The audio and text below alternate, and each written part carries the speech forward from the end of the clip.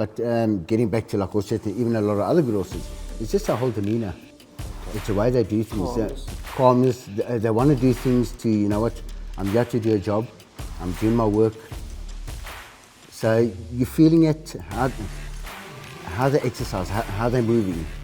And when they respond, when you ask them, don't they switch on, switch off. So I think it's all the demeanour of the horse.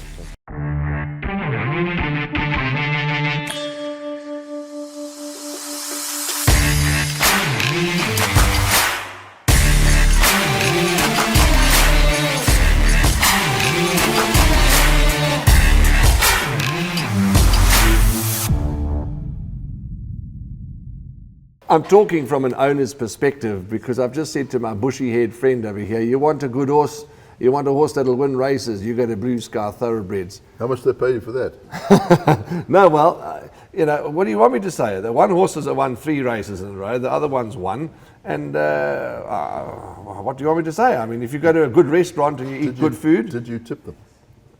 No, they paid me to take the horses. They said, please take these horses. No, I'm only joking. You know my Judgment Day and Flying Cool that runs on Sunday. But the reason why we opened up with a statement about Blue Sky Thoroughbreds is because our guest is part of the Blue Sky Thoroughbreds team. Recently licensed trainer Frikkie Greyling, who had his first winner the other day. We're going to sit and have a cup of tea with him and just learn a bit more about Frikkie Greyling of Blue Sky Thoroughbreds. Frikkie, how are you? I'm very well. Thank you very much for having me. It's a pleasure. It's nice to be here, but I'm good. I know that you're not a cameraman, you're not a man that likes the limelight. You go about your business in a quiet and unassuming way. But when we sat with the team, in the box seat team, we said, you've got to be on our show because what's just happened a couple of weeks ago was something really special and we want to share it with the public. I really appreciate it. And it was a special moment. How are you old goat? Jesus. I nearly swore. How are you? I'm fine. Happy? How was the roads coming down from Ashburton? That was cool. They're starting to get better actually. The highways are widening and things are starting to get driving a bit better, yeah. Anyway, lovely to have you. I was at 10B game. Yes, how was the game reserve? How was the game reserve? Wet but brilliant. Brilliant. And Mrs. Julie Dittmer was with you, ex-trainer. She enjoyed it? Yeah. Gordon and Julie were there. You'll never meet anybody that goes on holiday more times than Andrew Harrison, but I suppose he is retired, semi-retired. No, Gordon does it more than me though. Okay, Gordon does. He's earned it, eh? He's earned it, yeah, you're right. He certainly has earned it. He has earned it. We love you lots, but you're sometimes full of nonsense. But Frikkie, yeah, you're quite right, talking about a special moment and a momentous occasion in your life and in your career, and we'll talk a bit more about that just now. But let the public know, how did Frikkie Greyling hear about horse racing and the thoroughbred? Sure. Well, I've got to say it was an uncle of mine, Uncle Herbie. I used to be a keen boxer, so boxing was my life. Oh, boxing, okay. Nothing wrong with that. Watch it. No, I'm a boxer in training, you know. I started off very, very young, and he was very, very good friends with the late Christy Blom, and also a fellow called Keith. He confronted me the one day and he said, listen, I spoke to this jockey friend of mine and you sort of fit the criteria to become a jockey. And so were you boxing flyweight? I was right at the bottom. Yes. I was the lightest of the lightest and I did start very, very young. I started when I was 6 and 7. So, that's how basically I got introduced by racing. My uncle introduced me and he actually took me to the academy for the interview at Greyville. Okay. And that's how I started. Jeez. Talking about boxing, let's talk a few seconds about that because there's a sport and sport. People say boxing sport, absolutely. And I do belong to a boxing gym in Durban. And listening to the owners of the gym and the people from the various boxing associations, they're trying their best to revive the sport because I believe it's not really in a great space in this country. Is that right? I mean, have you kept in touch with the industry a little bit? I sort of try to keep in touch with it, and they are correct that obviously the boxing in South Africa is not quite as, I think, what it should be or what it could be. Yes. But getting back to boxing, I mean, I think from a young age it taught me discipline. Yes. Commitment. Correct. Dedication. It's supposed don't lie down, stand up, don't turn your back on your opponent. Exactly, it's supposed to also teach you sort of self-control, where in some ways it did work out for me, but sometimes not. But I think boxing was a big stepping stone for me, and it taught me, you know what, hard work doesn't kill anybody. Yeah. Do you remember, you might remember, because, and I say it respectfully because you're a lot older than I am, that's why you're retired and I'm not, and I wish I was retired, but Suzette Viljoen's father Yes. was South African champion. Now his name, there's a lady sitting across there. Suzette Viljoen's father that was the boxer, what was his name? Okay, judging by her facial expressions, you also can't remember. Anyway, we'll get to his name. Willie Ludik. Oh, Willie That's right, Ludik. Willie Oh, Ludik. okay, yeah, he was a legend then. There we go. Yeah. That's right, legend before my time. So yeah, it was huge in those days. And she was telling me that when her dad was champion, South African champion, big boxing was massive. Yeah. But back to horses. So that's how you got involved. Did you have? Well, you spoke about your family interest in racing. So that's basically how you were introduced. At the academy, who was in your year?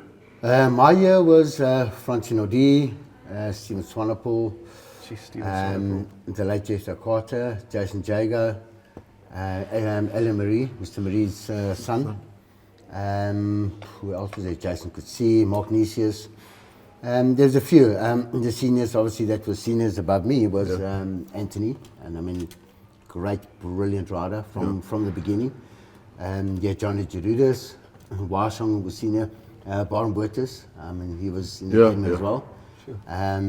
Who else was there? There's quite a few, but a lot of guys, Dougie White, I mean, we know what Dougie White achieved in his career. A good age of Jeez, how's that for a class of top riders? jobs, yeah. Goodness gracious. But Fricks, you had to stop, unfortunately. What was the story there that you couldn't continue your career? Yeah, I came out of my apprenticeship and all of a sudden the bricks fell off. I started growing and obviously weight issues was a problem. I just started riding a little bit for Mr. de Kock and getting quite a few rides, but the lifestyle wasn't quite healthy. Okay. Sort of had to starve all the time, on diet, sweat box, and it wasn't fair on myself, wasn't fair on my family, and most definitely wasn't fair on the horses and the trainers. I mean, they entrusted me to ride the horses, and I just never ever could give them 100% purely because of. Yeah, but in those days diet. there was no sort of specialised diets or anything like that. You just stopped eating. Yeah, there's no dietitianists and things like that. Nutritionists and but in hindsight, I mean, you look back on all these. You look back now, from where you are at this point of your life.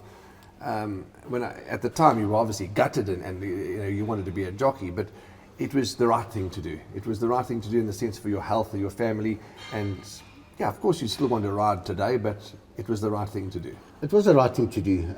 Like you said, I was sort of gutted and everything, but I was fortunate enough to still sort of stay in the game and actually go into better things, especially getting involved with Mr. Lecoq Stables. He offered me the opportunity to become an assistant. And yeah, I mean, what can I say about Mr. Lecoq?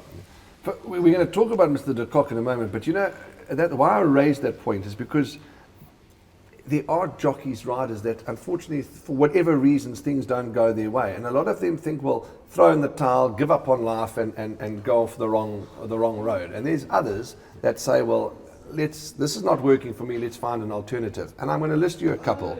Divan Neethling, now the head of the riding establishment in China. Lucian Africa, whose mom just passed away, so our condolences from the In the Box Seat podcast to the entire Africa family on the passing of your mom, Lucian, and Courtney. Wasn't making it, things weren't going right, no support, gone into IT, flying, absolutely flying in the family business to IT. So you've got to, you've got to make alternatives and success of your life. So that's why I brought that point. But now, talking about Mr. de Kock, he had a winner yesterday and he made it public that he's got a yard in KZN. How nice is that? Yeah, we was actually getting him on the podcast. Oh, good If he'll luck to you. come. No, Mark's already told me leave him alone. He says, can ask him any comments, anything you like, but leave him alone for the podcast. But we'll try again. But Mr. de Kock, talk about him and the role that he played in your life. Sure. Well, I mean, I've got a lot of history with Mr. Lecoq. I mean, I would say every single thing I've sort of learned and started off was from him. I'm a brilliant horseman. To me, I mean, I know there's a lot of champion trainers and good trainers out. But the time I got to spend with Mr. Cock, I mean, what I've learned from him, nowhere in the world could I have learned. Yeah. Brilliant horseman, brilliant trainer. When he sets his mind to something, you know what, he's going to achieve it. And it all came down to planning and a good team. And you know what, he's unbelievable. Yeah. He's unbelievable. He's a wonderful human being. And how long, when you were with de Kock, did Horse Chestnut arrive on the scene? Sure. I think he arrived, I think it was probably about 2 years after I started with him. Yeah. And then obviously the first Fort Woods and everything, all of them arrived. That's right, yeah. It was Horse Chestnut, obviously, Fort Defiance, Dogwood, Dog Rose. I mean, there was a lot of them, but the three that actually really stands out to me was obviously Horse Chestnut. I mean, Yeah. and Dogwood. She was a brilliant filly. She was huge, and I think she actually beat some of the carts in Northern in Cape Town. Yeah. And obviously Fort Defiance. I mean, he held his own in whichever race. Yeah, I he ran. remember Fort Defiance, there was that big July Yeah, he was a bust big, up, who was going to, he was a big fleshy horse. I mean, he was really a good looker. Yeah. But unfortunately, he had to bump the companion, which was Horse Chestnut. Yeah, I know, I think if Horse Chestnut wasn't around, he most probably would have ended up being able to do what Horse Chestnut did. No, but I was talking to Frikkie earlier, and the one picture I've got in my mind is after Horse Chestnut won the Derby in Joburg.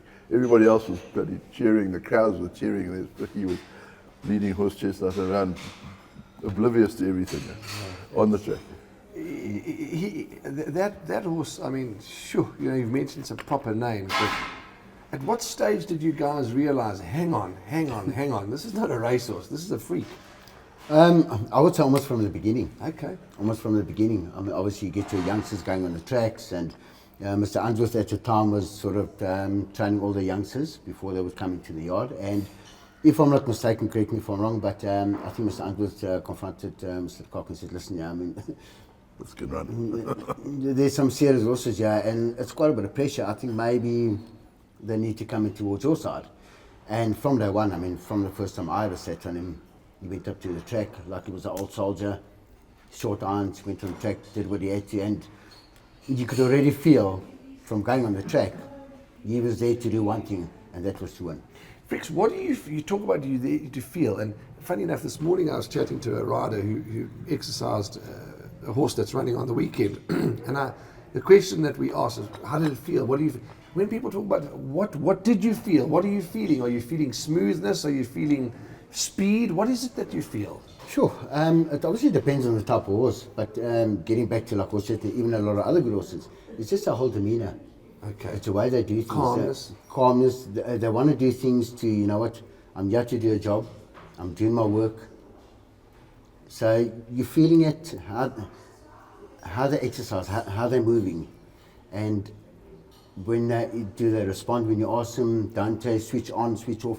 So I think it's all the demeanour of the horse. Okay. And then obviously speed is another, I mean, you can feel you're going very, very fast. Yes, yeah. Obviously some horses show a little bit more quicker speed. Yes. But some of them, they might not, you might not feel that type of speed, but when you look down, they're covering the ground. Yeah. So it all just depends on the horse, but it's normally, I normally try to look at their demeanour and how they move. That's an interesting thing there, as Frikkie says, because, if you ask the question to go a bit more, does the horse go a bit more? You can feel that. If you want extra more, do you get extra more? Is it going slower? You're looking it down, as he says, you're seeing how much ground they're covering. I mean, that's interesting. Yeah, but everything, how we back it goes backwards. Well, because we're bad form studiers, obviously. Although we found a few winners yesterday. But it wasn't only Mr. Mike de Kock that you worked for. You worked for a couple of people. Tell us who else you worked for. Yes, after Mr. de Kock, obviously Dubai and everything like that, I actually spent a very, very short stint with Mr. Charles Laird. And he actually sent me down to Cape Town with a couple of horses. And while I was down there, Dean Maroon rang me up. He was one of Mr. de Kock's clients, and he said, listen, would you like the opportunity to start training with us? We can go into partnership. The thing is, if you say yes, you would literally have to get on a plane within the next couple of days to go over to Dubai. Sure.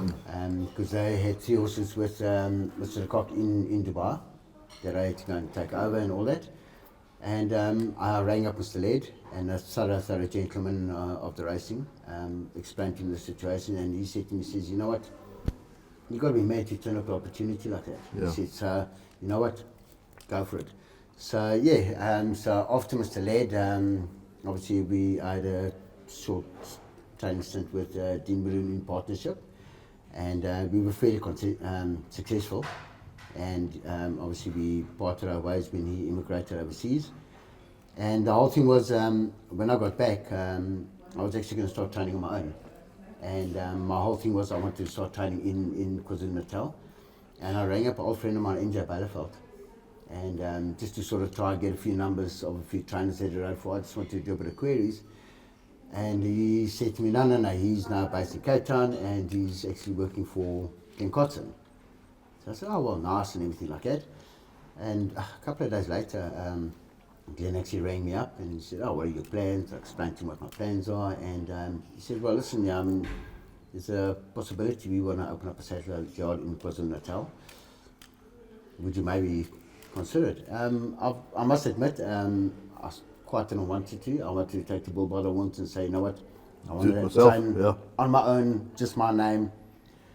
And you know what, I thought about it and I thought, you know what, let me give it a bash. And I'm very, very grateful for Glen Cotton to give me the opportunity. I was working for many years. I mean, we had a lot of success together, and what was nice is he sort of let me do my own thing, which was nice. And after working for Glenn, Mr. Azzy and then came down for the season. We had a bit of an incident that happened, but we're not going to get into that. And Mr. Azzy offered me an opportunity to come and work for him. And I was with him for a short amount of time. He had his big client, Mr. Van Vieren. And unfortunately, things didn't quite plan out the way they did, which was quite sad because, I mean, Mr. Azzy dedicated a lot of time and effort into building up the yard. And he said to me, one of my owners over here has actually got a game farm. He would like it to maybe come up and manage it and think about it. At the time, spoke to the missus, discussed with the kids, and she was more than happy to go. And I thought, you know what, maybe it's not a bad thing, get out of the racing game, start something fresh. Change of scenery, yeah.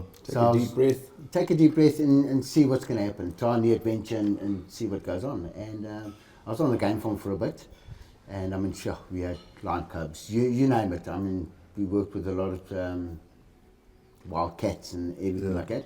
And the owner of the place, Tessa, I mean, character of note. He was very, very helpful, and you know what, he was a very, very good man.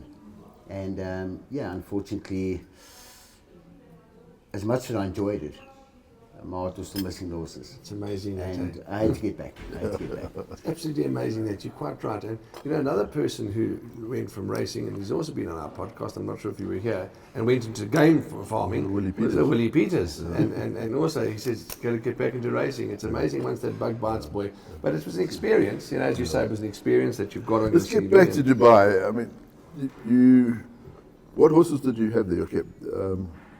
Was Victory Moon was up there? Yeah, when I worked for Mr. Cock, we went over with Victory Moon and Ipitombi, and one of Mr. Sands' horses, Grand Jete. He actually arrived with us over as well. Yeah. So we basically had those three when we arrived there. And wow, what a story. It was a good start. It's three champions to get your stable on the map. Kevin Shea was still part of the team there at the time, or was that before or after? Because he was also actively involved in Dubai. No. Kevin Shea was definitely part of it. Kevin was actually like the cream of the crop of the whole team. A great human being. Sure. Amazing person. I mean, you know what? What you see is what you get. Absolutely, and that's what's so nice about it. Whenever you felt a bit down or something, you know what, spend a bit of time with Kevin Shea, and believe me, at the end of the conversation, whatever, you're going to come up feeling good about yourself, and you're going to laugh. Absolutely. So Dubai, so that international experience, was it only Dubai, Fricks, or did you venture to other countries in your time? Or? Obviously, I was fortunate enough to travel to America with Horse Chestnut. Okay, so America as well. I mean, that was a whole different ball game. When we got there, I mean, obviously got this horse from Africa, and you won the Beverly D. Was it the Beverly D? He won the Brabant. Yeah. He won the Broward. And the funny thing is, obviously when we got there, and I mean, a lot of people asked you, oh, what's your horse's name? And we said, it's Horse Chestnut. And they would give you like that sort of dumb look. Okay, we know he's a horse and he's a chestnut. Oh, what's his name? So they really must have thought, you know what, look at these guys from Africa. I mean, they've got a horse and they name it after the colour. Not realising that it's obviously got to do with Fort Wood and the trees and things like that. Yeah. But I mean, that was an experience. I mean, really, I learned so much over there. Things that you didn't quite get the opportunity to learn over here when you were riding, especially riding on track. Yeah. Their whole terminology is totally different. I mean, for them, gallop means canter. Yeah. Breeze along means running along in hand. And so I had to sort of adapt and learn all those things. And it paid off. Yeah. Talking about different terminology, it's just something that's sprung to my mind now. Yesterday there was a bit of a debate, and a very much a friendly debate on Hollywood have got a WhatsApp group amongst most of the media in the industry, and they were talking about, is it furlongs or is it meters? And what do you, if I talk to you about distances, what do you, I mean, in your opinion, are you a furlongs guy or a meters guy? I'm actually a meters guy. Meters guy, I'm actually a meters guy. And you? I'm a furlong. Are you a furlong? Yeah. Furlong, okay. Well, that's, nobody's right, nobody's wrong. No, well, it's I mean, with the imperial system and the metric system. Yes. So everybody races the metric system except England. Yeah. No, also, well, in America it's also different. Yeah, but at the end of the day, the meters and the furlongs work at the same. Correct. Same distance. But for me, I just said, it's what the punter's used to. Punter knows the race is over 2,200 meters. The punter knows it's 1,000 meters sprint. No, if you're in South Africa, you should actually go with meters. I don't. And then just correct me. I'm guilty. Correct me if I'm wrong. You're entitled to. I mean, you're entitled to do what you like. But just correct me if I'm wrong, because we had international racing people correct us. In South Africa, it's grade 1. And overseas, it's Group 1. Is that right? That's right. Okay, okay. But back to so your international experiences and the good horses we've touched on. You personally, your demeanour. You talk about horses' demeanours. You are a no-nonsense guy. You talk about Kevin Shea. What you see is what you get. But you're pretty much the same, and that's the right way, in my opinion. Yeah, I mean, I sort of pride myself to hard work, dedication, commitment. And and like I said earlier, hard work doesn't kill anybody. So I try and sort of live my life where I try not to make mistakes. If I do make mistakes, I sort of take it upon myself. And I'm a bit hard on myself because of that. Yeah, sure. So I like things to sort of plan out, work out. With my temper, I'm not very, very proud of it, but I'm proud to say now, I've settled down a heck of a lot, especially through a lot of people that sort of try to guide me and are guiding me in the right direction. We all, I believe we all as humans, we have good tempers and bad tempers. I mean, we all can lose it. Get cheesed but off. you eventually calm down as you get older. I believe so. There's our good friend from Ashburton up on the hill. He's calmed down a lot as he's got older. Our good gingerhead friend. Gingerhead friend. We'll leave it at that. Yeah, we'll leave it like that. Fricks knows who we're talking about. But Frikkie, all of a sudden, we heard Frikkie Greyling's taken out his trainer's license. Who approached you, or what made you think I want to be a trainer? How did it start that now Frikkie Greyling's racing is born? Yeah, obviously I was working for Mr. Azzy, and unfortunately it came to a time where you sort of had to part our ways. And I sat down and I spoke to a very, very good friend of mine, a guy by the name of Sava. Okay. So before you carry on, you spoke about a good friend as an MJ Baileyfeld. He deserves a shout out. I mean, how great. I mean, they're talking about injury, couldn't ride anymore. Yeah. How brilliantly is he doing down in the Cape? I mean, MJ, you know what, I've actually got a nickname for him, Drillbit. What? Drillbit? Drillbit, yeah. MJ is proper class sharpie. Okay. And the reason why I actually gave him the name Drillbit, he was busy drilling at home the one day doing I don't know what, and the drill basically went right to his hand. Oh my goodness. So that's a nickname I gave him. Drillbit. But I mean, what a thorough gentleman of the racing. He's character. Salt of the earth character, tells it as it is, and he's really excelling in his new role. He is. The thing is, just don't say anything bad about the Blue Bulls. I say for a bull supporter, he's not bad.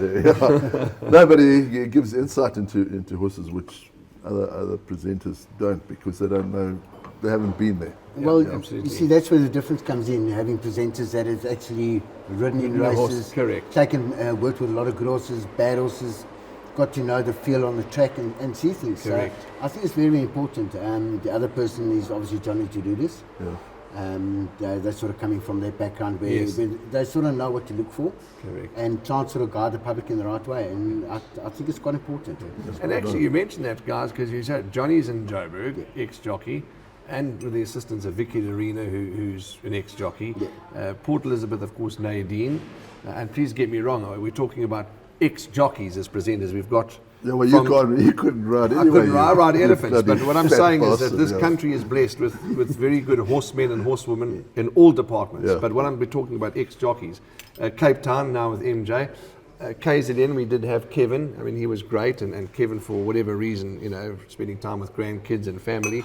And I'm sure things will change, hopefully, that we can get a rider, an ex-jockey or somebody that can get, because you're right, to have that spin on things, is fantastic. I mean, you can ask a question. If you see a horse going down to the start, pulling the jock's arms off, you can say, MJ, when you're on the horse, that happens, what's going through your mind, tell us, talk to us. So it does help. But back to we'll forget about drill bit now. Back to how you got training in your own name. Yes, after that I sat down with this very good friend of mine, and he said to me, Fricks, you know what, you've been around the block, you've done it, haven't done it. It's time for you now to really sort of decide what you want to do. He says, you're getting a bit on, and I never had the confidence in myself. And he said to me, you know what, with the amount of knowledge and experience you've had, Surely you can do it. you need to do it. You need to do it. And I've got to really take my hat off and say thank you to him, his family, Marky, Maria, all of them. They kept on pushing. And I had a lot of other people as well, Herbie from Milan. Him too, he also pushed me. And it was basically their pushing that sort of got me, you know what, take the bull by the horns, take the chance and go for it. So how did you end up in Blue Sky Thoroughbreds? Sure, yeah. Obviously, when I decided to do that, you rang up a few people to sort of let them know what my whole Put plan the feelers out is. there, yeah. And got back to sort of Mr. Gericke, got in touch with him, he got in touch with me, and we spoke about a few things. And he explained to me, he says, listen, this is what I would like to have in the long run. I'm not quite ready at this present moment, especially at Blue Sky Thoroughbreds. So you approached him? We sort of approached each other, but I did sort of let as many people I had in my contact to let them know what my plan is. And Mr. Gericke was kind enough to sort of reply and explain to me what sort of aim he would like to have and goal he's got in mind. And we discussed a few things, and he said to me, he says, from the beginning, I'm not quite ready there yet. We're on the farm, and maybe we'll start off like with pre-training and things like that, but come up and I've got to say thank you to Mr. Gericke and his family, Mr. Lurie and his family. Took me on as like I'm part of their family. Yeah. They made me feel very comfortable, and they've given me this opportunity to basically train for them and have their horses in my care. I have been, as you have, because that farm, let's go back a bit, was Golden Acres. Our good friend all the way in Australia. That's the last time I was there, was when Craig Ramsey had the farm. He put a lot of time and effort into that farm. He certainly did. And we're not going to tell you about what we think about flies, but that's for another. Why Frikkie and I have got not one fly in us, he's got the fly, but we'll leave it at that. And then, of course, now with Blue Sky taking over, they've just put more and more into it and really, really doing well. They've put a lot of money and time and effort, and I've had the privilege of seeing Frikkie in action, training the horses off the farm. I've been there. The horse that won the other day, who we'll talk about, Hurricane Cat, we were there to watch it work. It's a lovely operation, but work in progress. But when we were there the other day to see the snow, as you would have seen those pictures and the snow, it's looking magnificent. I know the snow causes a bit of destruction, but the buildings, everything looked great. Yeah, I've got to say, Mr. Gericke and Mr. Lurie, I mean, they put a lot of effort, money, time into They're building up on the place. I mean, as it is already, it's a top class place, and in time, I think it's only going to get better. Yeah. And you've got all the facilities over there. I mean, you've got the training tracks, you've got the walker, you've got the stables, very good staff, huge paddocks, and you know what? I think it's the right environment. A lot of the horses that are over there, they're very well put together horses from the groundwork up. You can't fault anything. Richard, is it a little different or a little more difficult, correct me if I'm wrong, to train off a farm? It's not easy, or is it easy, or is it the perception out there? Talk to us about that. Can be done, it certainly can be done. It most definitely can be done. I think it is a little bit more difficult. Okay. Because, I mean, obviously you've got the factors of you've got to maintain your own tracks, you've got to make sure that things basically go right. We're in the training centre, we're fortunate to everything to be done for the trainers. So it does take a lot of pressure off. Yes. But it is definitely much harder. Yeah. But I mean, in the old days, I remember the Ellises used to train off the farm in Moy River.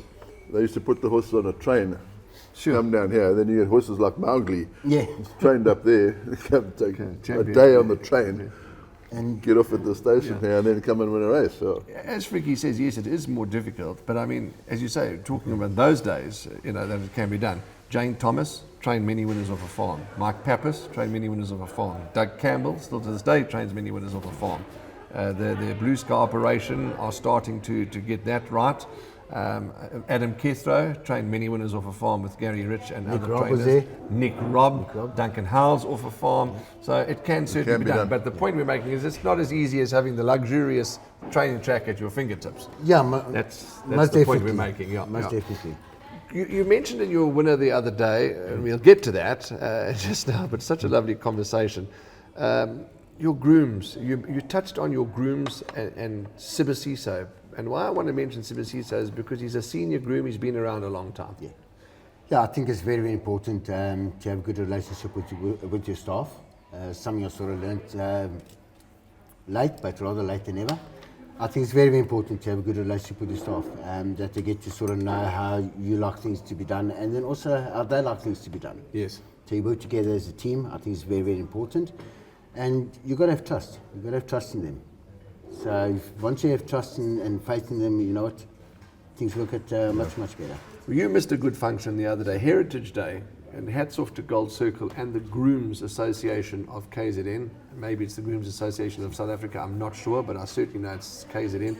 There was a function here at the Summerveld Grooms facility on Heritage Day. It was absolutely outstanding.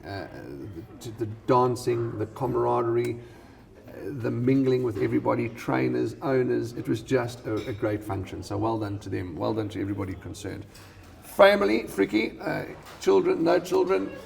I've got two beautiful kids. Okay. My daughter, she's 14 now, Brittany. Beautiful little girl. I think she's going to go quite far in life.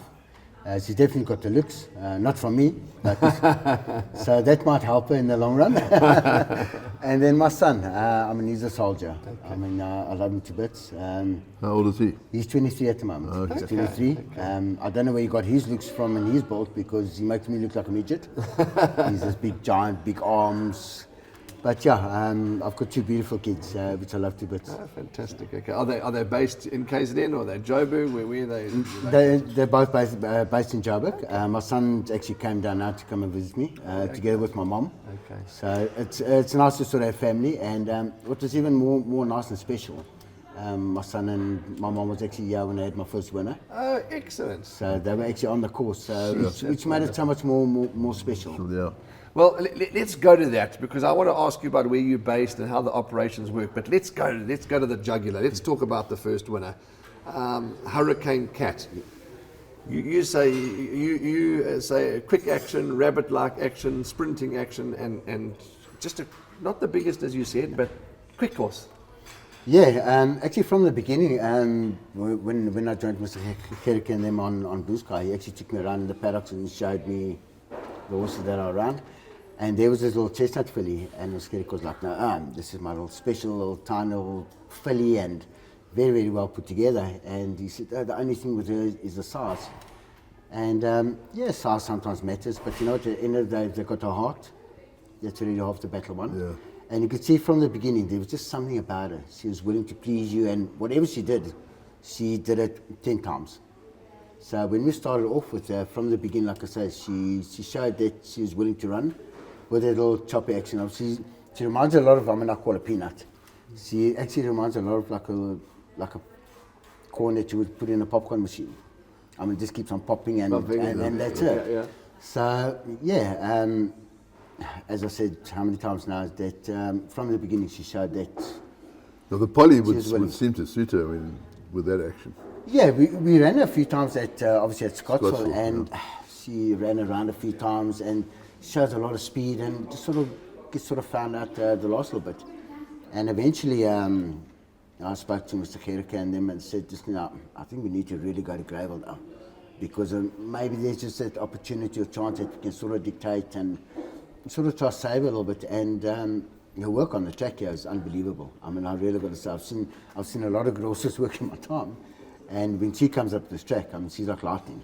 Okay. And she put in a good effort. So that's what made us go to Gravel, and yeah, it paid off. She was your first runner, is that correct? No, I actually had a filly called Kalonji. She was my first runner. Okay. And she put up very, very nice work. We were happy with her. We really expected a good run from her. And for some reason, she didn't quite perform like we wanted her to, but we did find out the reason why after that. And she was sort of retired because I think they've got sort of high hopes for her as a broodmare.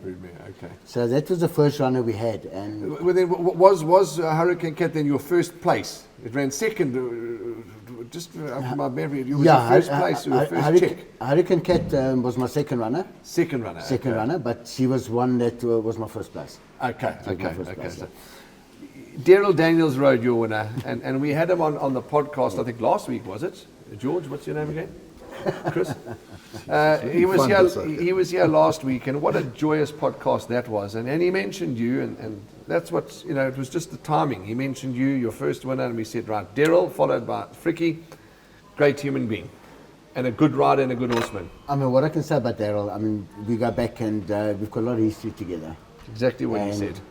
What I like about Daryl from the beginning of it, he's a very, very hard worker. Brilliant horseman. Really good horseman. Whatever sort of feedback he gives you, you take it in and you keep it. Great hands on horse. And it's just somebody that I could work with from the beginning. He understands me and I understand him. So Daryl, to me, I think he'll always be part of my life. And I think he's touched a lot of people's lives as well. But from my point of view, he's sort of my brother. He told his story, that he went off the beaten track, as most of us do, and we come back onto the right road. But he told his story, and he said you were there for him, and he was there for you, and vice versa, and that's what makes it even more special. It does. With that, obviously, like you did mention, he sort of had his dark times and everything like that, and I tried to guide him through it. He's obviously had a lot of other people that was on his side as well, but I tried to sort of be there for him, help him through it, give him a shoulder to lean on. And at the same time, from my side, when I went through my sort of times and everything, I knew I could give him a call, and we would just sort of talk, and we would sort of gel together. Yeah. And sort of lift each other up, and I'm very, very grateful for that. Yeah. And like getting back to Daryl again, he's a very, very good rider. No, he's got tremendous hands. He's got tremendous hands, and the thing is, in life, I think everybody needs an opportunity, and you need a second opportunity, and I think he's taken it now. And you know what? I think he's only going to get better. Yeah, I think he's only going to get better. I agree. And as you said, he's got his work, he's got his sponsors, he's got the things that he does. He's a busy man, and let's hope the cards fall in his favour. He's always been a really nice bloke. I've known him from when he was an apprentice, riding for Robin Watkinson and Pat Riley and Mike Riley. He's always been a very humble person. Very humble person. Blue Sky Thoroughbreds, Frikkie Greyling Racing. There's the farm in Moy River, and you've got a little stable here at Summerveld. Is that the setup? Is that how it's going to be? Talk to us more about that. Yeah, obviously on the farm at the moment, there's a lot of volume and all that going on, and I think, if I'm not mistaken, it's going to be like a sort of pre-training. where they can pre-train a lot of the youngsters and everything, and then obviously coming in here. We are based here in Summerveld at the moment. Okay. So we've only got a few horses here. So we're waiting at the moment now just to sort of get more boxes, and then a lot of those youngsters that are on the farm being pre-trained are going to come over here. So yeah, the two farms at the moment, the training centre over here where all the racehorses are, and then on Blue Sky is where the pre-training, the breaking in and everything going on over there. So it's not just Blue Sky. I mean, if someone wants to send you a horse, from outside of Blue Sky, you're open to that. That's an interesting thing that we're going to talk about, because you have got an open license, but for now, it's Mr. Gericke and Mr. Leroux are your patrons, and in time, the goal, I'm sure, would be to maybe open up at some stage. Yes, yeah. It would obviously be a dream or something like that, but at this present moment, all my focus and everything and dedication is all on Blue Sky. Blue Sky. And should anything ever happen to get other clients or other people involved, it needs to and will be discussed with Mr. Gericke and Mr. Leroux. But at this present moment, I'm basically just all their trainer. Their trainer. I'm sort of employed by them. Yeah. They do have. Do they still have? Maybe it's the wrong question to ask, but they've always had a few horses with other trainers. Will that always be the case? I mean, you train for them. I mean, will they always have with other trainers? I'm sure they would. I'm sure they would. But that's obviously all up to them. Up to them. But yeah, it's always nice to sort of have your sort of spread your wings. Yeah, absolutely. But at the moment, I'm just sort of focusing on what we've got at the moment and trying to sort of let good times roll. The horses that you've got, so let's quickly touch on a few of them. So Hurricane Cat, recent winner. You've had, you're going to have to help me with names, Fricks. The horse that ran third the other day on debut. It's a youngster called Captain Oliver. Captain Oliver seems to be exciting. There's another one called Go Grayson Go. Go Grayson Go that was just off them, very green. Yeah. So there seems to be some, yes, we know that the results talk, but there seems to be some scope there, some horses that are okay. Yeah, I mean, what I've got with me at the moment are horses that I can work with, and horses that are like, they're going to be competitive. Yeah. They're going to be competitive. That's half the battle won. That's half the battle won. And I mean, before I carry on, I mean, I've got to say, what I saw going on the farm, I mean, I've got a new respect for breeders. The amount of time, effort that goes into getting those yearlings to the sales. It's a hard game, eh? It's a very, very hard game. Yeah. It's a very, very hard game. And I mean, with the horses I've got from Blue Sky and Mr. Gericke and them, I mean, they're strong, tough horses. Yeah. Strong, tough horses. Nice, solid, big, well put together horses. So with the ones I've got with me, I'm quite excited. Yeah. Quite excited. I'm glad Frikkie mentioned that, and we've mentioned it time and time again. This country, KZN, Johannesburg, because there are stud farms in Johannesburg, Port Elizabeth, Cape Town, have got very, very good breeders. But I think a lot to do with South African bloodstock people, not animal things. I mean, like that snow the other day, I bet you they weren't brought in. Not at all. You saw the pictures. I mean, not at all. We were trudging through the snow. They were not at all. Whereas probably overseas they say, oh, it's going to get rain, and they all go into all go inside and pampering You speak to Skalkie Gelaatfontein stud, the one that I said to him, we had a horse from us. I said, Skalk, this horse looks, a bit rough and tough. He said, that's how they must be. They must be rough and tough. They had a race. I drove past his farm once, and I looked, there's a bloody huge bloody paddock, bloody, I don't know, thorns and bushes and everything, and all the horses are out there, boy. And and so back to the breeding and how difficult every aspect of racing in the industry is difficult. We know that, but that's where we get to that same old story about the lady that said, "Oh, these horses just miraculously appear at the races." It's not the case. Yeah. I mean, there was a breeder, and I won't mention their name just because it's a private story, not a private story, but they had bought this most magnificent mare, international mare. And unfortunately, something went wrong in the foaling, and the mare passed away. And that now sets you back, because all that money, yes, you can claim from insurance, but you lose a foal, you lose the mom. It's heartbreaking. It's a tough, grueling sport, and that's why you've got to enjoy the highs and you've got to unfortunately manage the lows. And yes, they do breed a good horse, and so do a lot of the breeders in KZN, and so do all the breeders around the country. We're very lucky, but it's, you say, and too with the market, for a buyer, you go to the sale, you want to buy a horse, you value a horse at 200,000, you want to buy it for 200, the breeder's hoping for $1 million. You can't blame him for wanting $1 million or whatever he wants, because he's done his cash already, he's trying to get some money back. It's hard. It's hard. But so that's it. So Blue Sky, and will there be maybe it's a question you can't answer, but in time, would the training establishment be on the farm permanently, or does it look to be, it would be a two establishment hand-in-hand type of operation? I think at this present moment, I think we'll be two to operate together. To operate. Yeah, that's a good plan, I think. I really think it is, and Yeah. I think with the youngsters being on the farm, especially with the staff that's over there, and Mr. LaRue that's hands-on, I mean, thorough gentleman and very, very good horseman. Does Tinus live on the farm? He comes up quite often. He comes up there quite often. When he comes down, I mean, he's busy.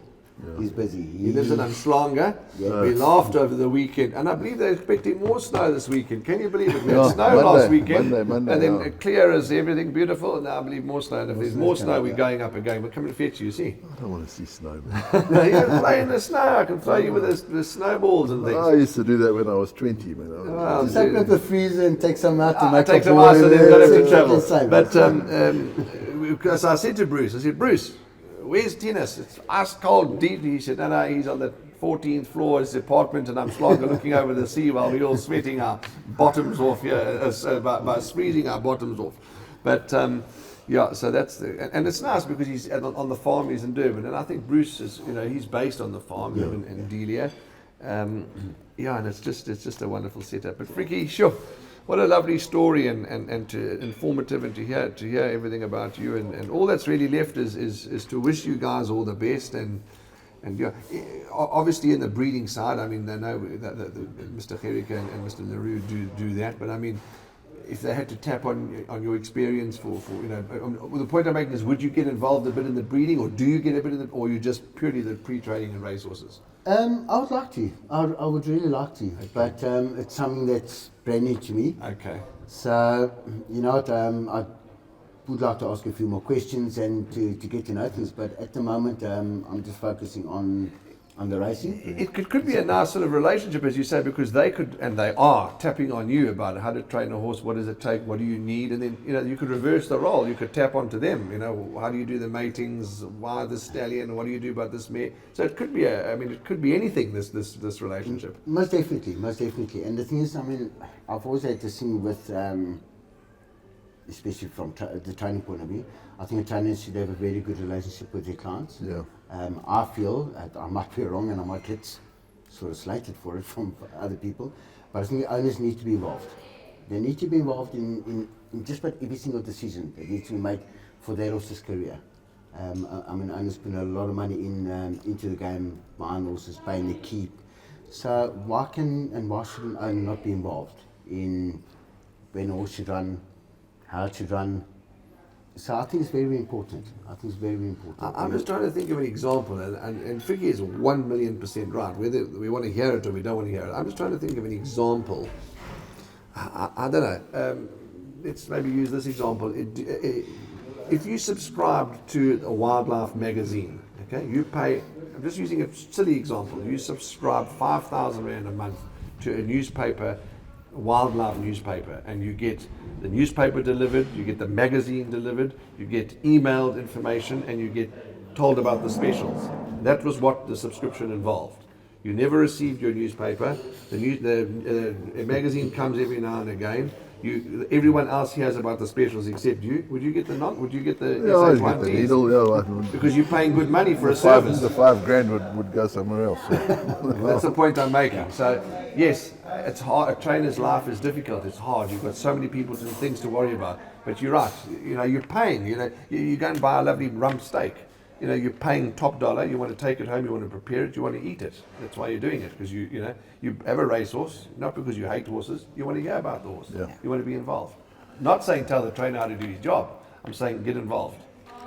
That's my 5 cents. I agree with what you say. I really believe in that. You put your children in the first team rugby. You want to go to the rugby games. You want to go and watch what's going on. You want to go and see them being coached. You want to go and get them the best coaching. You want to get involved. Bloody helicopter parent, you know. Well, we can be helicopter owners. You want to know what goes on. You want to know what goes on. Absolutely. But Fricks, thank you, man. It's just been lovely to sit with you and hear your story, and we'll watch you with great interest, as we have been already. And to you and Bruce and Tinas and of course the whole Gerika and the Roo family and the whole team, all the best, and just do what you've all been born and bred to do. And we wish you well, and thanks for being with us on this podcast. I really appreciate it. Thank you so much. Are you still fighting? No. Goodness gracious me. Not one fly. Just to let you know, you and I haven't had one fly near us. It's obviously it's deodorant. It goes in the middle. Can't Anyway. fool them flies. So. What is exciting is we race tomorrow night. By the time this podcast is aired, it may be Saturday, but the fact is we've either raced last night or we race tomorrow night. The fact of the matter is that it seems that things are happening. Night racing, I'm not saying is back, but I believe that action, hopefully, because night racing is lovely. For you it is. No, because you never come to night racing because you just sit on the couch and watch it at home. But we love night racing. You want to drive back in the dark. No, it's not To be easy. honest So with night you. racing seems to be coming good, and we look forward to it. And there's lots of action at the race meeting tomorrow night. And then, of course, Sunday we race in KZN. Plenty of racing action around the country, so get your bets on timelessly. But that's a wrap from the three of us. Thanks to the team behind the scenes and to those that are watching the podcast live. I don't think, do you think they're too busy eating their breakfast? They're not listening to us. No, Gary's got his nose in the, Gary's got his nose bag. Yeah. Nose bag indeed. But that's it. Keep a watch on Frikkie Greyling Racing and Bloodstock, at least Blue Sky Thoroughbreds, the operation. And maybe in the future, you'll see it. It'll be advertised. Maybe Frikkie will have an open license and we can get behind him too. But for now, it's all about Blue Sky. It's all about Frikkie Greyling. From Warren Inferno, Andrew Harrison, Frikkie Greyling and the entire team. Punt well, be safe, be nice, and we'll see you as always in the number 1 box.